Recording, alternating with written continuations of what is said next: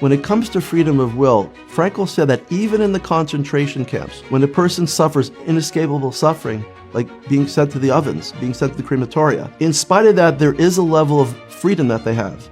My name is Rabbi Daniel Schoenbach. I'm a licensed marriage and family therapist. And we're here to talk about your book that you wrote, Victor Frankel and the Psychology of the Soul. Victor Frankel is known most commonly from his most famous book called Man's Search for Meaning, which has sold millions of copies. It's translated into over 25 languages.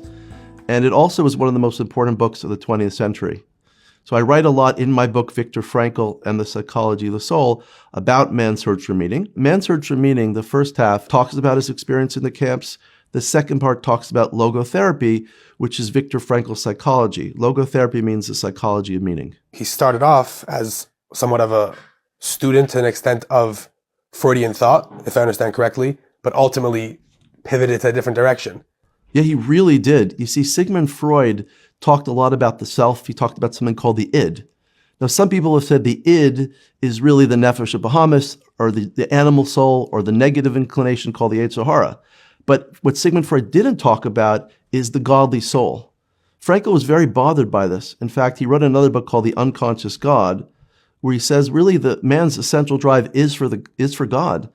And unlike the id of Sigmund Freud, he says we have something called the religio, a will towards God, an unconscious level of will, which we need to manifest in our lives. But it's the driving force in human behavior.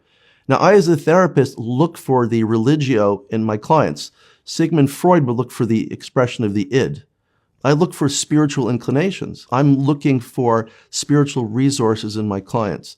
This is a very different perspective on psychotherapy than most people that were trained in Sigmund Freud or even CBT for that matter. How you got to this point where it's like, I have to take this well-known idea and show how it's so much weaved and a part of Hasidus and Hasidic thought and the like. I began the process of exploring Victor Frankel's ideas more seriously and promoting them when I started reading about the Lubavitcher Rebbe's connection to Victor Frankel. The Rebbe referenced Frankel in at least 3 places I read online in the 1950s and 2 in the 1960s. The Rebbe was very supportive of Frankel's ideas. In fact, he sent somebody to speak to Frankel, to give him chizuk, to encourage him to continue his work, in spite of the fact that most of the world of psychology ignored Victor Frankel, told him to keep on pushing on, moving forward.